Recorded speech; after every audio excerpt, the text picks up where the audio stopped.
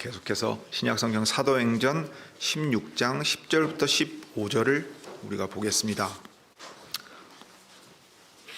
이제 마케도니아 지역을 필두로 해서 유럽의 선교가 시작되는 모습을 우리가 이제 보게 됩니다. 신약성경 사도행전 16장 10절부터 15절을 우리가 보겠습니다. 먼저 본문을 읽겠습니다.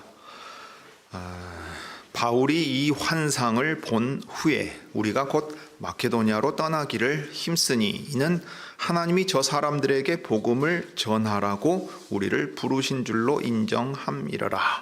드로아에서 배로 떠나 사모드라게로 직행하여 이튿날 네아폴리로 가고 거기서 빌립보에 이르니 이는 마케도니아 지경 첫 성이요 또 로마의 식민지라.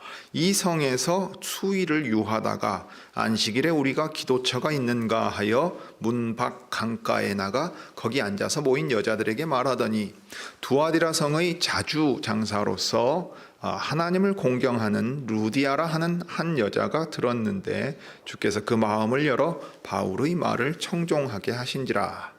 저와 그 집이 다 세례를 받고 우리에게 청하여 가로되 만일 나를 주 믿는 자로 알거든 내 집에 들어와 유하라 하고 강권하여 있게 하니라.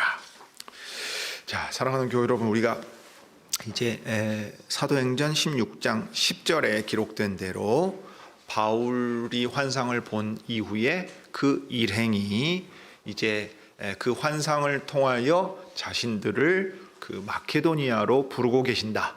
그래서 마케도니아로 넘어가서 복음을 전하라 명하신다 하고 그 하나님의 뜻을 확인하게 되었다는 것을 이제 보았습니다. 그 다음에 그들은 즉각적으로 하나님의 뜻에 순종하여 나아갑니다. 왜냐하면 바로 이 전의 상황이 북쪽으로 가려고 해도 막으시고 서쪽으로 가려고 해도 막으셨기 때문에 과연 하나님이 우리를 어디로 인도하시려고 하는가에 대한 생각을 가지고 있었을 때 그 뜻을 분명하게 깨닫게 하셨단 말이죠. 그러면 이제 좌나 우나 돌아볼 필요 없고 뒤돌아볼 필요도 없고 다른 생각할 필요도 없습니다.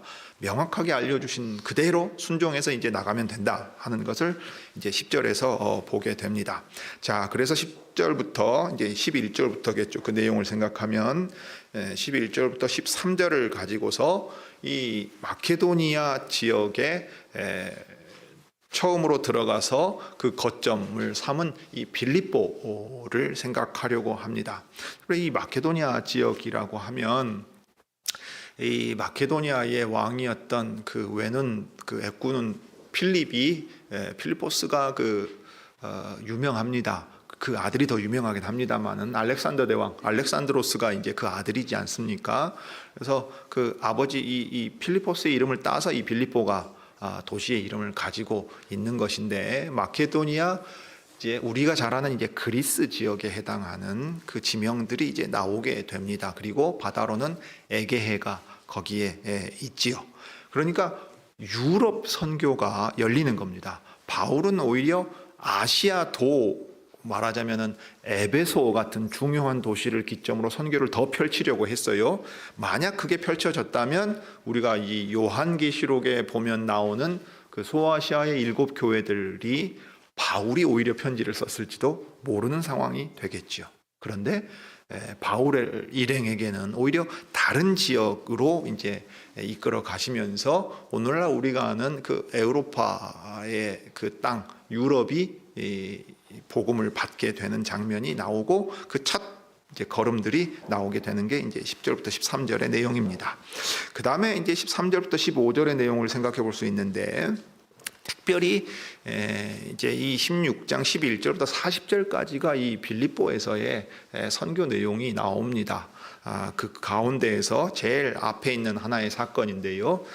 두아디라 성의 그 루디아라 하는 여인이 이 바울이 전한 복음을 받아 들여서 그들을 자신의 집에 머무르게 한 일에 대해서 생각해 보려고 합니다. 자, 먼저 빌립보에 대해서 생각해 보지요.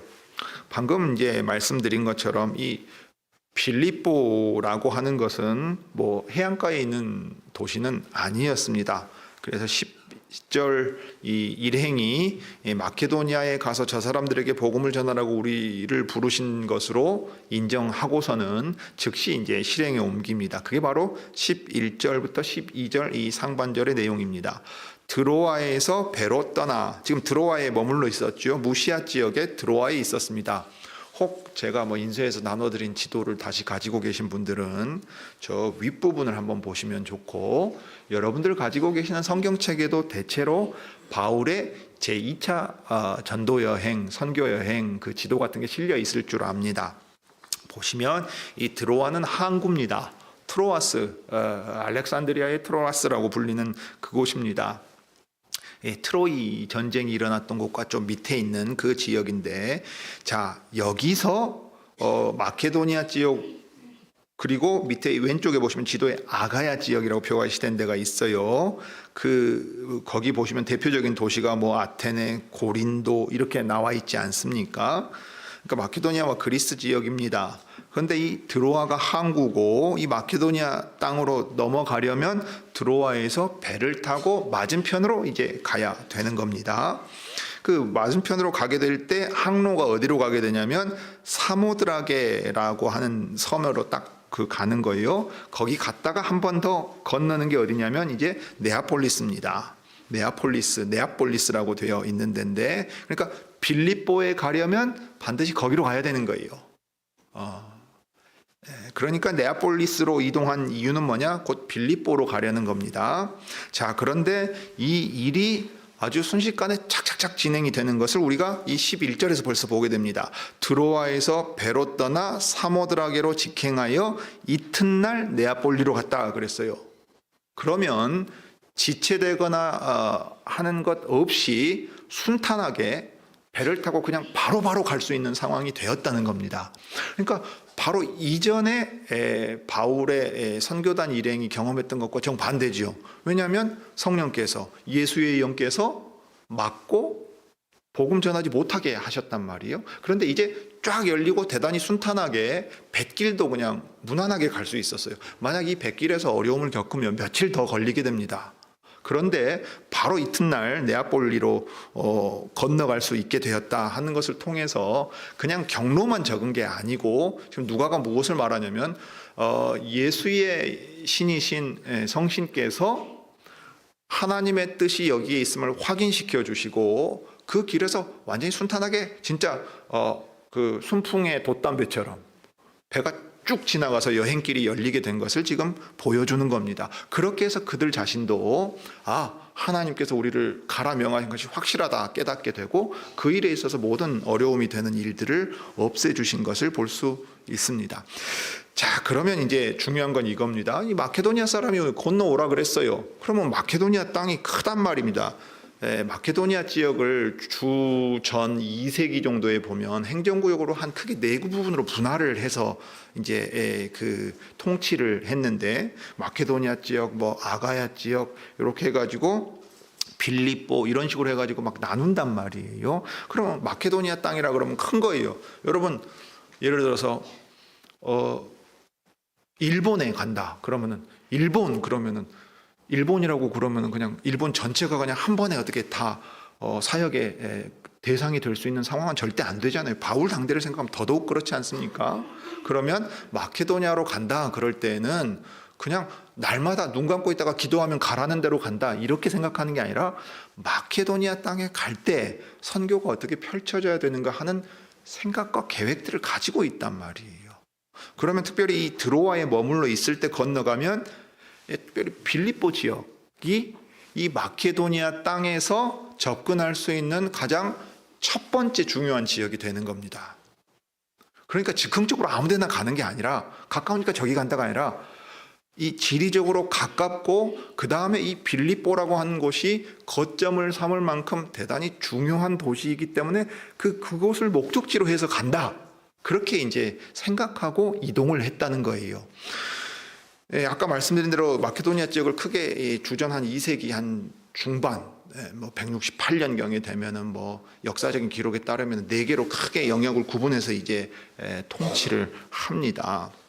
그러니까 그 지역이 어떤 거점 도시들이 분명히 있어요. 그 가운데서 이제 이 빌립보 지역은 대단히 중요한 도시였습니다. 왜냐하면 이 빌립보는 이름 자체는 마케도니아 사람들에게 대단히 유명한 알렉산드로스 대왕의 아버지 이 필리포스의 이름을 따서 했지만, 이제 이 로마가 다스리게 될 때에는 이 성이 황제와 밀접한 연관을 가지게 됩니다. 여러분 옥타비아누스라고 하는 황제 이름을 들어보신 적이 있을 거예요. 이 옥타비아누스는 율리우스 카이사르 시저의 아들로 이제 삼은 사람입니다. 우리가 말하는 이 가이사 율리우스 시저는 셰익스피어 희곡에도 많이 나오고 서양 문화에도 언급되는 사람입니다만은 자신의 절대적인 권력을 쥐려고 할 때 원로원에서의 배신을 경험합니다. 그래서 여러분 이 라틴어 표현 에티 브루투스 이 표현 아실 거예요. 브루투스 너도냐 이 말하죠.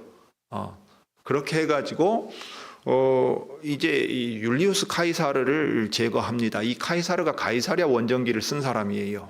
유럽 땅의 이 로마의 영역을 확장시키는데 이 아주 중요한 사람이고 역사적인 기록도 남긴 사람인데, 이 옥타비아누스가 그 다음에 이제 이 안토니우스하고 편을 먹습니다. 우리 쉽게 얘기를 하면. 그래서 이 율리우스 카이사르를 이제 배반하고 브루투스와 카시우스가 편이 되어서 이제 대립을 하게 되는데요. 이 빌립보 전투에서 주전 42년에 있었던 일인데, 이 빌립보 전투에서 패퇴를 시킵니다. 그러니까 브루투스가 배신의 깃발에 같이 꽂고 동참을 했는데 권력이 자기에게 이제 기울어지지 않은 거지요. 그러니까 1인이 권력을 독점하려고 하는 것을 견제하려고 했습니다. 공화정이었지만, 공화정이었기 때문에 그게 더 견제받을 수밖에 없었지 않겠어요? 그럴 때 이제 그 향후 권력이 어떻게 가느냐 하는 싸움이 아주 중요하게 로마에서 펼쳐져 갔는데, 그래서 브루투스하고 카시우스가 이제 밀려납니다. 그 다음에 여러분 옥타비아누스하고 이 안토니우스가 대립을 합니다. 이렇게 말하니까 뭐 되게 어려운 역사 얘기 들리는 것 같죠. 딱 이 사람을 떠올리면 그때 그 이야기인 줄 알 수 있습니다. 클레오파트라 여러분 아시죠? 이집트의 예쁜 여인으로 여왕으로 이 안토니우스와의 사랑 이야기가 영화에서도 많이 그려집니다. 그 얘기입니다. 이 안토니우스가 그 안토니우스고 그때 짝을 먹은 게 이 클레오파트라입니다. 안토니우스와 클레오파트라가 이 옥타비아누스하고 대립을 하게 되는 거예요.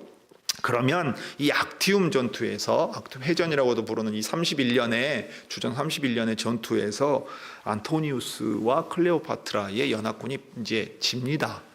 그러면 이 권력이 누구에게 딱 집중되겠습니까? 이 옥타비아누스에게 집중이 됩니다.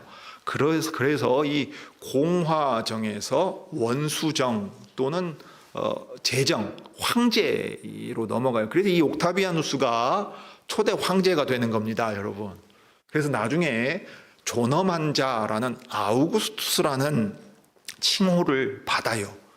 그러고 자기 아버지 율리우스 시저가 권력을 독점하려고 했던 데 대해 원로원이라든가 많은 우려들이 있었지 않겠어요? 그러니까 원수정, 황제로서의 통치를 시행하면서도 그 권력을 원로원에 나눠줍니다. 그리고 이 황제가 이 전쟁에서 승리한 다음에 바울이 한 도착 시기를 주후 49년 정도로 잡는다면 한 주 44년 정도에 이 지역을 조직을 완전히 개편합니다. 그래서 빌립보를 완전히 로마 식민 도시로서 분명하게 황제가 직접 이 일을 개편을 단행할 때 어떻게 하냐면 제28군단의 이 태국 군인들을 거기 보냅니다. 그래서 원로원이 다스리는 그 행정구역으로 만들어요.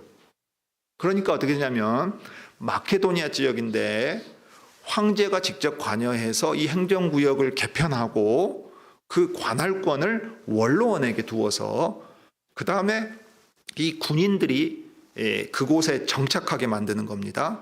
그러니까 그 로마 사람들이 거기에 많이 있겠죠. 그리고 그 지역에 어떤 특권을 줍니다. 그게 뭐냐면 이탈리아 사람들이 본토에서 누리는 법적인 권리를 그들에게 동일하게 줍니다.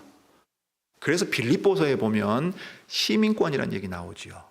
시민권이라는 얘기가 몇 번 나오거든요. 왜 그 얘기가 나오냐면 이 빌립보가 로마 사람들의 식민지로 여기 삼아서 로마 사람들이 여기 와서 로마 본토에서 누리던 그 특권을 여기서도 동일하게 누리게 만들었기 때문이에요. 말하자면 이런 거예요. 미국령 무슨 섬에 딱 가가지고 거기 미국 사람이 사는 거예요. 그러면 미국 본토에서 누리는 그 권리를 동일하게 여기서도 누릴 수 있게 만듭니다. 그러니까 이 사람들에게 이게 자랑이에요. 마케도니아 지역의 그 빌립보라고 하는 그 행정구역상의 첫 번째로 만나는 가장 중요한 도시인데, 사실은 저쪽에 데살로니가 또 수도로서 아주 중요하게 과거에 보면 역할을 했어요. 아우구스투스가 그 행정구역 개편하기 전에. 하여튼 빌립보는 역사적으로 로마의 황제와 연결되어 있고, 그 다음에 황제가 직접 관여해서 원로원의 통치를 관할 구역으로 삼으면서 로마의 시민권을 그대로 받을 수 있는 그런 특권을 가진 사람들이 여기에 많이 있었다는 겁니다. 특별히 이제 군인들이 그랬습니다. 그 다음에 이제 이 빌립보는 경제 사회적인 데 있어서도 매우 중요한 도시로서 이 역할을 했었던 것을 이제 자료들을 보면 알 수 있습니다. 그러니까 선교단이 갈 때 지리적인 입지에 있어서도 마케도니아로 건너갈 때 첫 번째로 만나는 지역이에요. 이 으뜸 가는 도시라고 번역하기도 하고 첫째 도시라고 번역하기도 합니다. 중요성에 있어서 으뜸 가는 거냐, 아니면 행정구역상의 첫 번째로 만나는 곳이냐, 학자들마다 견해는 차이가 나요. 그러나 빌립보는 매우 중요한 도시였습니다. 거점으로 삼을 만큼 중요한 도시였고, 그 다음에 여러분이 바울이 쓴 교회에 보낸 편지 중에 빌립보 교회에 보낸 편지를 읽어보시면 이 배경을 두고 읽으면 훨씬 더 잘 이해가 될 겁니다. 바울의 선교 사역에 있어서도 이 빌립보는 아주 중요한 곳이었습니다. 빌립보의 교회가 섰는데 바울이 이제 편지의 인사말에 매우 따뜻하게 인사말을 전합니다. 갈라디아 교회에 보낸 편지하고 꽤 다르죠. 갈라디아 교회에 보낸 편지는 좀 이례적으로 틀이 깨져 있어요. 보통은 이제 인사하면서 감사하거나 기도하는 모양새를 취하는데 이게 이제 편지의 형식이에요. 특히 바울의 편지도 그렇습니다. 근데 갈라디아 교회는 그런 말이 안 나오고 대바람에 그냥 다른 복음을 전하는 자들에게 저주가 있다 막 이렇게 말을 해요. 빌립보 교회는 대단히 따뜻한 마음으로 편지합니다. 1장 3절 같은 이하를 보면 첫날부터 이제까지 복음에서 너희가 교제함을 인함이라. 사도행전에 기록된 기록을 생각해 보세요. 전혀 뜻밖의 경로로 하나님께서 이끌어 가셨어요. 얼마나 많은 생각들이 있었겠어요. 물론 확신도 있었겠지만 동시에 불안한 마음 또는 염려 같은 것도 있었을 수 있을 거예요. 여기서 무엇을 하시려고 하는가? 어떻게 펼쳐 가시려고 하는가? 그 다음에 바울로서는 그리스 로마 문화에도 익숙한 대학 도시 다소에서 자란 사람입니다. 자신도 학문 훈련이 잘 된 사람이에요. 그러면 그 사람들의 특징을 모르지 않단 말이에요. 모르는 사람이 아니에요. 그러면 그곳에서 선교는 어떻게 펼쳐질 것인가? 이런저런 생각들이 있었을 거예요. 그런데 그 빌립보에 하나님께서 믿는 자들을 불러서 모아주시고 교회가 서게 하셨어요. 그리고 그 교회가 신실하게 마케도니아의 첫 번째 도시였던 그곳에 선 교회가 계속해서 신실하게 바울과 접촉하고 바울의 선교 여행을 지지하고 돕고 있었다 하는 것을 우리가 봅니다. 너희가 내 마음에 있으며 나의 매임과, 이건 감옥에서 쓴 편지예요. 구금된 상태에서 지금 바울이 쓴 편지인데 복음을 변명함과 확정함에 있어서 그러니까 복음의 변증과 확정과 그 다음에 바울의 그 구금 상태에 있을 때에도 너희가 다 나와 함께 은혜에 참여한 자가 되었다 하고 말해요. 몸은 떠나 있고 갇혀 있을지 몰라도 항상 마음으로는 내가 너희와 함께 있고 너희가 나와 함께 있다. 빌립보 교회가 말씀 사역자 바울에게서 말씀을 들었을 뿐만 아니라 그의 선교 사역에 함께 함으로써 은혜에 참여했다고 말했어요. 그 다음에 이제 빌립보 교회가 했던 아주 중요한 일이 있습니다. 4장에 가면 나오는데 빌립보 사람들아 하면서 15절부터 20절을 좀 한번 읽어보시면 나중에 더 자세히 알 수 있습니다. 복음의 시초에 내가 마케도냐를 떠날 때에 주고받는 내 일에 참여한 교회가 너희 외에 아무도 없었느니라 했어요.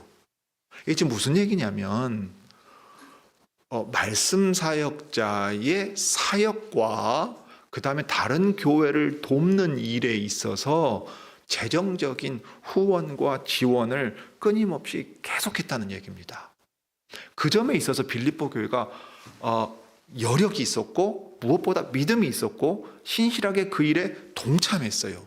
그러니 바울에게 있어서는 이 빌립보는 참으로 하나님의 은혜에 감사하는 그러한 도시가 되었습니다. 처음으로 건너가서 딱 만난 그 지역에서 복음을 전했을 때 말씀을 받아들이는 사람들이 있고 교회를 이루고, 조금만 일이 있으면 휘청거리고서 막 도덕적인 문제가 생기고, 고린도 교회 전후서를 보면 이게 이것만 보낸 게 아니에요.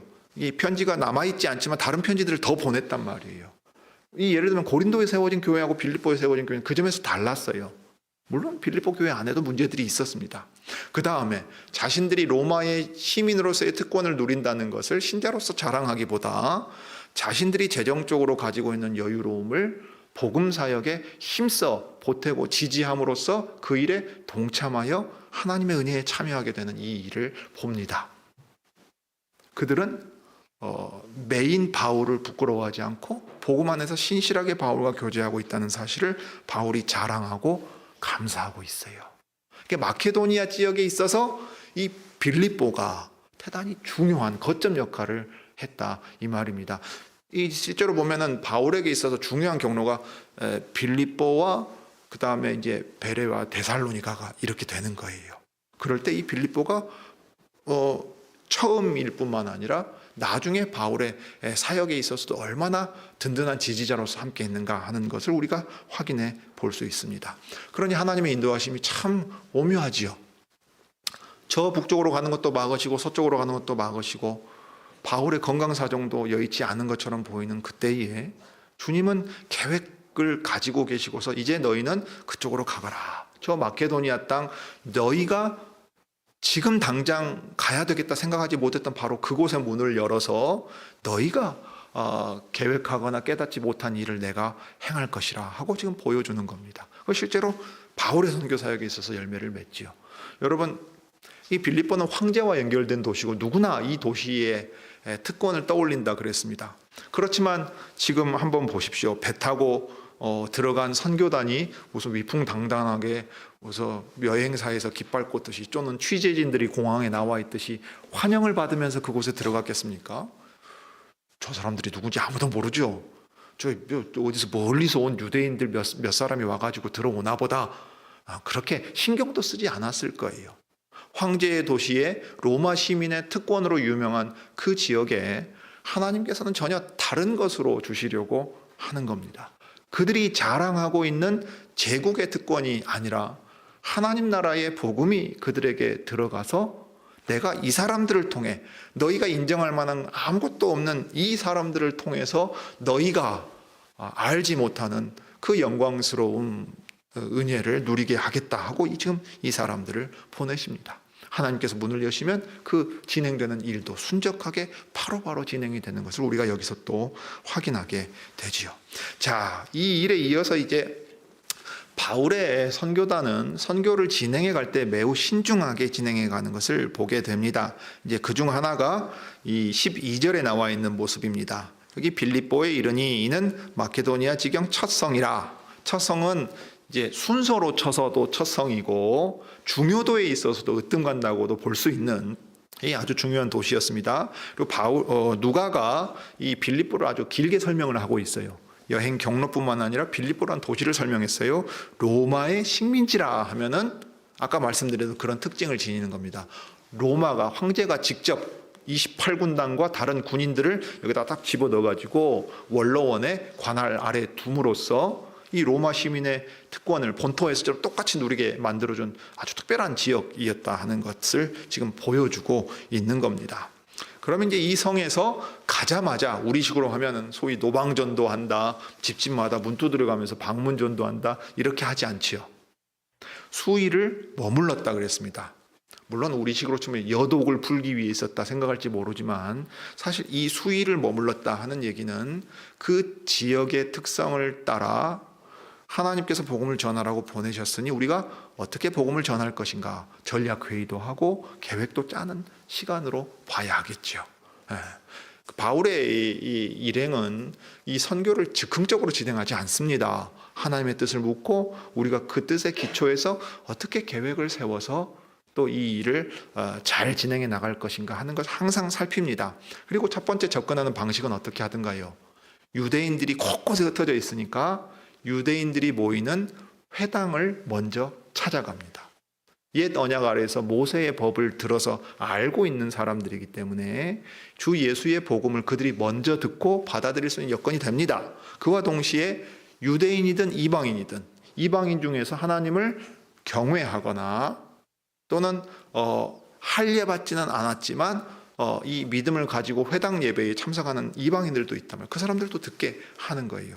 자, 그러니까 이제 어떻게 하는가 하는 게 13절부터가 나옵니다. 이게 이제 우리가 볼 내용인데 이때 주께서 이 선교단의 이 사역을 통해서 어떻게 사람들을 부르시는가도 확인하게 됩니다. 좀 예외적인 일도 들어가 있습니다. 13절에 보면 안식일에 우리가 기도처가 있는가 하여 문 밖 강가에 나갔다 그랬습니다. 여기 안식일에 갑니다. 안식일이니까 당연히 우리로 치면 주일에 예배하러 모이는 것과 같이 예배 드릴 곳이 있으면 회당이 있으면 장소로 치면 회당이고 회당이 세워져 있으면 그 회당에 사람들이 모여 예배를 드릴 것 아니에요. 그러면 거기 가려고 했던 거예요. 그래서 이 기도처는 사실 이 예배 처소입니다. 회당을 가리키는 표현으로 볼 수도 있고 여기에 회당이 정식으로 법적으로 뭐 딱 사람 숫자가 채워져서 회당장이 세워지고 회당에 건물이 있고 이렇게 있을 수 없을 수도 있으니까 모여서 예배하는 그 예배처가 있는가 찾아보았다 하는 거예요. 특별히 이게 강가에 있습니다. 왜 강가에 있냐면 정결 예식을 행하기 위해서 기독교적으로 치면 세례 베풀기 위해서 이런 식이란 말이에요. 그래서 강가에 그 예배 처소가 있는 경우가 많았어요. 그러니까 안식일에 예배 처소를 찾아서 문 밖에 나가서 강가에 갑니다. 그러면은 대표적으로 유대인들이 모이거나 이 신앙을 가진 사람들이 모여 있으면 거기서 주 예수의 부활의 복음을 전해야 되겠다 하고 생각한 거죠. 지금까지 1차 선교 여행 때도 대체로 그런 전략대로 행했습니다. 자, 그런데 거기 가보니까 기도처를 당장 발견하지는 못했어요. 그런데 거기 앉아서 모여 있는 여인들이 있는 것을 발견을 합니다. 여기 이제 앉아 모여 있다 했으니까 뭐 강가에 빨래하고 있다 얘기하고 조금 다르겠다 싶어요. 그리고 이 여인들만 모여서 무슨 예배처소에 있었다고 보기도 어려워요. 그리고 이후에 기도처를 찾아 다시 간 걸 보면 지금 이 모임은 그냥 모여 있는 여인들의 그 모임입니다. 아마 공식적인 모임이라고 보기는 어려울 거고 그냥 개인들이 모여서 이렇게 둘러 앉아 있을 가능성이 크지요. 그래서 기도처에 가기 전에 이렇게 사람들이 모여 있었으니까 그 사람들에게 이제 복음을 전합니다. 그게 이제 14절, 15절에 지금 나와 있는 내용입니다. 두아디라 성의 자주 장사로서 하나님을 공경하는 루디아라 하는 한 여자가 들었다 했습니다. 이 여인에 대해서는 이 루디아라 하는 여인에 대해서 아주 길게 설명이 되어 있죠. 자, 먼저 이 이름을 루디아라고 했습니다. 루디아 지역의 사람의 별명으로 볼 수도 있고 이름이 실제로 루디아였을 수도 있습니다. 근데 이 루디아라 하는 한 여인은 그냥 흔한 이 한자 표현으로 여염집 여인이 아니에요. 왜냐하면 그를 설명하고 있는 말 두아디라 성의 자주장사였다 했어요. 이 두아디라 지역은 천을 염색하는 것으로 대단히 유명했던 지역입니다. 그리고 자줏빛으로 염료를 사용해서 염색을 하면 매우 고급 천입니다. 우리 동양권으로 치면요 비단장수예요. 비단장수. 이 말이 비단장수란 말이 아니라 그만큼 값비싸고 고급인 천을 자줏빛으로 물들입니다. 여러분 동양도 그렇습니다만 이 자줏빛은 아무나 쓰는 거 아니에요. 왕족 귀족들이 자기의 위엄을 드러낼 때 쓰는 색깔이라고요. 그러면 우리로 말하면 어떻게 표현할 수 있어요? 뭐 루이비통, 헤네시, 뭐 그룹, 뭐 이렇게 말해도 된단 말이요. 럭셔리 명품 만드는 데라고 오늘날로 치면 설명할 수도 있을 거예요. 무역을 통해서 고급 천을 염료로 물들여 가지고 판매하는 여인입니다. 여성 사업가예요. 여성 CEO입니다. 그런데 그녀가 하나님을 공경하는 사람이었다 했어요. 유대인인지 이방인인지 알 수는 없습니다. 그러나 분명한 건 그녀가 믿음을 가지고 하나님을 공경하는 사람이었는데 대단히 적극적으로 큰 사업을 펼치고 있는 사람이었기 때문에 이 지역을 왔다 갔다 했을 가능성이 대단히 큽니다. 그런데 그 여인이 이 바울과 그 일행, 정확하게는 바울이 전하는 그 복음을 듣습니다. 그런데 그녀가 이 복음을 들을 때 어떤 일이 일어났는가를 누가가 이렇게 기록했습니다. 주께서 그 마음을 열어 바울의 말을 청종하게 하신지라. 여기서 복음을 전하는 역할을 바울이 담당하고 있어요. 바울의 말을 들었다고 명확하게 지금 표시해주고 있는 것을 통해 우리가 알 수 있습니다. 그러니까 이제 복음 전도 단으로 같이 가지만 말씀을 전하는 데 있어서는 그 일에 적합하게 은사를 가진 사람이 분명하게 일을 하고 있고 그 말씀을 쓰셔서 사람의 마음을 여십니다. 이전에 이제 1차 선교 여행 때 기록되어 있는 일들을 보면 누가의 기록을 통해서 우리는 알 수 있는 게 있죠. 영생을 주시기로 작정된 자는 다 듣고 믿었다 했어요. 그러면 하나님께서 영생을 주시기로 작정하고 부르신 사람들인데 부르실 때 말씀을 쓰세요. 말씀을 들을 때 어떤 반응을 보입니까? 말씀이 들리는 거예요. 들려요. 귀가 듣게 되고 마음이 열리는 겁니다. 하나님이 일하시는 방식을 누가가 차츰차츰 특징적으로 기록해서 우리로 전체적으로 종합해서 알 수 있게끔 적어두었어요. 그 마음을 여시는 분이 하나님이시더라. 그러면 어떨 때 그 마음이 열리느냐?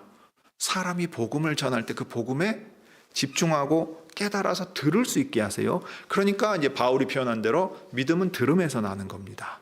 복음을 전하는 자가 있고 그 복음을 듣고 깨닫게 하실 때 마음을 열어서 그렇구나 하고 동의하고 이것이 옳다 하고 자기의 영혼이 움직이게 만들어 가시는 거예요. 그런데 한편으로는 이 여성 사업가란 말이에요. 그리고 사회적 지위에 있어서도 꽤 그 평범하지는 않은 것으로 보여요. 왜냐하면 15절에서 우리가 그것을 볼 수 있습니다. 그 여인이 루디아가 자기와 그 집이 다 세례를 받고 그 바울의 선교단에게 어떤 제안을 합니다. 그게 뭐냐면 나를 주 믿는 자로 알거든. 내가 참된 신자라고 생각하시거든. 인정하시거든 이에요. 내 믿음이 참되다고 스스로 얘기를 하고 있고 복음 전도자인 이 말씀 사역자인 당신이 이 일에 있어서 확증이 된다면 확인하고 인정하신다면 믿는 이에 이 헌신을 쓰셔서 제가 주를 위해 이렇게 하고자 하니 이것을 받아서 우리 집에 머물러 주십시오 한다고요. 그러니까 어떻게 되겠어요? 빌립보에서 선교하려고 할 때 어디에 거점을 두고 할 수 있겠습니까? 루디아의 집에 머물러 있을 수 있는 거예요. 자기 집을 제공하는 거예요. 이때는 집을 제공한다는 것뿐만 아니라 그들이 머무르는 필요한 모든 것들을 지금 제공하는 거예요. 경제적으로 부유한 여인입니다. 그 다음에 다른 하나, 이 오이코스라고 하는 집을 다스리고 있는 여인이에요. 그 점에서 진짜 오늘날로 치면 여성 CEO예요. 최고 경영자 같은 사람인데 자기 남편이 드러나질 않아요. 여인으로서 가장 역할을 해요. 이게 그리스 로마 사회에도 특이한 경우입니다. 그리고 그만큼의 역량이 있었어요.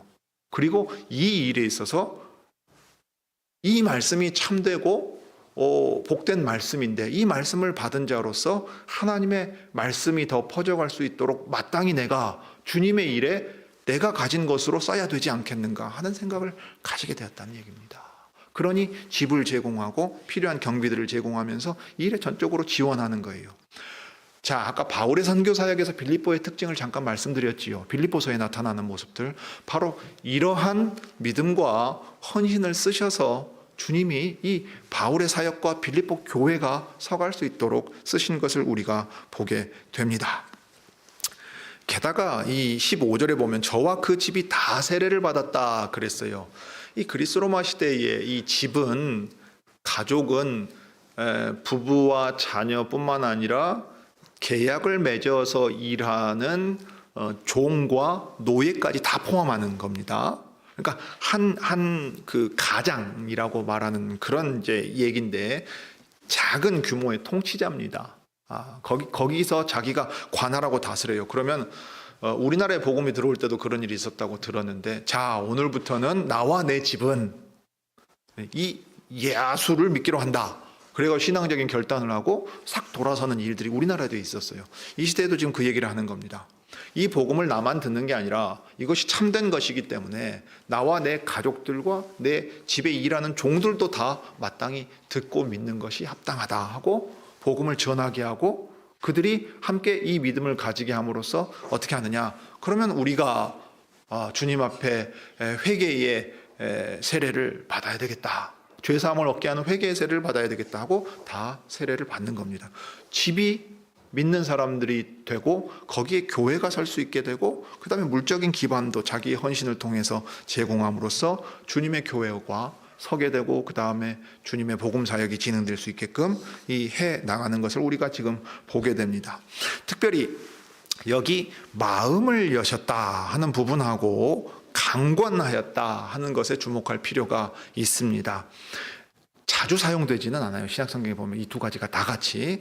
근데 이와 비슷한 사례를 우리가 우리 주님 부활하신 이후에 누가복음에서 발견하기도 합니다. 누가복음 24장에 보면 예수님 부활하신 이후에 이 부활의 소식을 듣거나 예수님을 만나지 못한 제자들 둘이 이제 자기 집으로 슬퍼하면서 내려가는 이야기가 기록되어 있습니다. 우리 잘 아는 엠마오 마을로 가는 두 제자 얘기입니다. 얼마나 마음이 가라앉아 있었겠어요. 슬픈 기색을 띠면서 예수님을 만났는데도 예수님인지 못 알아보면서 얘기를 합니다. 예루살렘에서 무슨 일이 있었는지 당신은 모르십니까?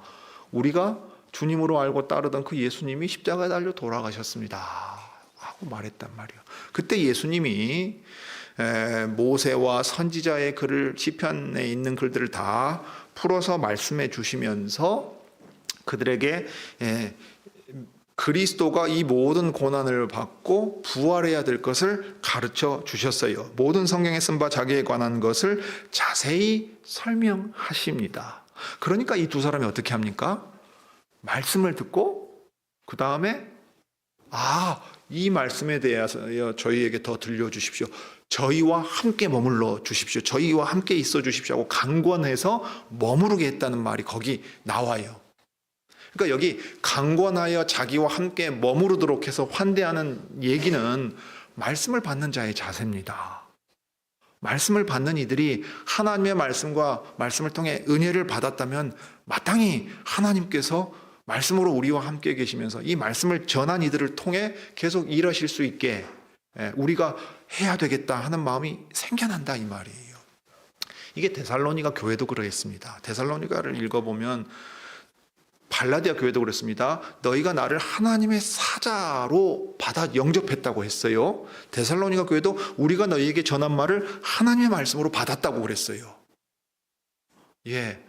말씀의 사역자를 지지하는 일, 말씀 사역을 지지하는 일, 이 말씀 사역과 관련된 일들의 재정적인 헌신에 있어서든 시간을 내서든 어떤 것이든 헌신하고 지원하려고 하는 마음은 어디서 생기느냐? 하나님의 말씀으로 듣고 믿는, 은혜 받는 자들이 경험하는 대표적인 일입니다. 그런데 그게 사라지면 어떻게 되는지 아십니까? 사사시대처럼 돼요. 레위 지파를 다른 지파의 11조로 지지하지 못하게 되니까 레위인들이 다 자기 일들 떠나서 사사로이 돈 주는 데 가서 어느 가문에 제사장 노릇하는 일들이 생긴다고요. 이게 이제 직분의 타락입니다. 오늘날도 나타나는 일이에요. 오늘날도 나타나는 일들입니다. 그렇게 해서 말씀 사역을 지지하지 않으니까 말씀 사역을 힘써 행할 수 없는 상황이 되고, 말씀 사역을 지지한다고 지지했는데 하나님의 말씀을 전하지 않고 충실하지 못하게 되니까 그 직분에 대한 염증이 팽배해져 버린 것이 우리 시대의 일이란 말이에요. 그러면 하나님의 말씀을 이렇게 은혜로 받으려면 당연히 신실하게 전하는 사람이 있어야 되고 그 신실하게 전하는 사역이 유지될 수 있어야 돼요. 오늘 그 일들을 통해서 교회를 세우시고 교회를 보존하고 지금 또 확장시켜 가시는 일을 여기서 확인하게 됩니다. 여러분, 제가 나온 신학대학원은요, 어떤 분들 큰 헌신이 있었다고 들었어요. 그 총신대학교 신학대학원이 양지에 크게 있습니다. 땅도 엄청 넓습니다. 양조 사업을 했던 교회 장로님 한 분이 그 넓은 땅을 말씀 사역자를 기른 일에 써달라고 내어준 거예요. 여러분, 우리 노예도 그런 일이 있었습니다. 의정부에 한마음개혁교회 있지요. 우리 고속교회에 계시다 문춘호 목사님이 신도본교회에 가셨어요. 신도본교회에서 교리나 신앙 고백을 가르치지 못하게 할 때, 그걸 달가워하지 않을 때 목사님이 나오셨어요. 그때 어떤 일이 있었는지 아십니까? 진리의 말씀이 여기 있으니 내가 저 말씀 사역자를 지지하고 함께 교회를 이루어야 되겠다고 나간 분들이 있었어요. 그분이 땅을 내었어요. 그리고 그렇게 해서 교회가 모이고 그 교회가 섰고 예배당을 지었습니다.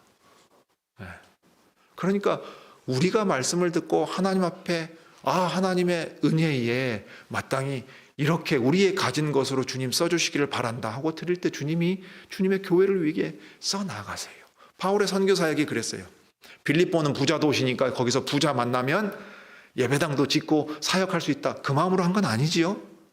그러나 그런 사람들이 만나서 믿음을 가지게 될 때, 그리고 각자가 자기 할 수 있는 것으로 주님 앞에 마땅히 자기를 드릴 때 주님의 교회가 말씀 사역에 힘을 얻고 이 말씀이 땅에 떨어지지 않고 더 퍼져나가게 하는 일들을 했다 이 말이에요. 특별히 여인들이 그런 일들을 많이 했습니다. 놀라운 일이죠. 남성들이 가장으로서 권력을 쥐고 있었습니다. 경제적인 권한도 다 가지고 있었습니다. 그런데 남자들이 앞서지 않아요. 신기합니다. 동양만 그런 게 아닙니다. 서양도 그래요. 예배당 가면 여성들이 많습니다. 특이하지요. 왜 남성들이 말씀을 듣고 자기의 고백을 하는데 어려움을 겪는가? 왜 여성들은 더 마음을 쉽게 열고 하나님의 복음을 더 받아들이는가? 우리가 고민해 볼 지점이 있을 거예요. 그런데 이 여인의 모습을 통해서 우리는 주님의 지상생애 가운데 헌신했던 여인들의 모습도 떠올리게 됩니다. 남성들 가운데 사도로 부르신 사람들이 있어요. 이 누가복음에 보면 나오는 얘기입니다. 누가복음에 이제 8장에 가면 나오는데 사도들에 대한 이야기가 1절에 나와요. 그 다음에 8장 2절 3절에 이 얘기가 나옵니다. 또한 악귀를 쫓아내심과 병고침을 받은 어떤 여자들 곧 7 귀신이 나간 자 막달라인이라는 막달라 마리아입니다. 헤롯의 청지기 쿠사의 아내 요한나와 또 수산나와 다른 여러 여자가 함께하며 어떻게 했는가 하면 자기들의 소유로 저희를 섬겼다 그랬습니다. 우리 남성들이 세상에 권력자가 되고 머리가 되고 앞선다고 생각하는데 사실 하나님 나라에서는 여인들이 그 일에 있어서 신실하게 충성했습니다. 부활의 첫 증인으로 막달라 마리아가 있었던 것을 떠올려 보십시오. 이 여인들이 어떻게 헌신했습니까? 누가복음 8장 3절 자기들의 소유로 저희를 섬겼습니다. 사도라고 불러주신 것도 아니고 제자들 가운데 특별한 지위를 주신 것도 아니에요. 그런데 십자가에 달리실 때까지 다른 사도들은 옷까지도 벗어 제끼면서 도망치고 예수님을 부인하는 그 시점에도 그들은 가슴을 치면서 십자가에 같이 있었습니다. 그 사실을 한번 떠올려 보십시오. 어떤 사람들의 헌신과 수고를 주님이 기뻐 받으셔서 쓰시는가 이 말입니다. 여전히 우리 시대에도 그리스도께서 말씀으로 이 교회를 세우시고 또 교회를 자라가게 하시며 다스리셔야 될 겁니다. 이 일에 있어서 다시금 하나님이 어떻게 일하시는가 기억하고 우리의 작은 헌신을 주님이 기뻐 받아 쓰시는 것을 또 기억하면 좋겠습니다. 기도하시지요.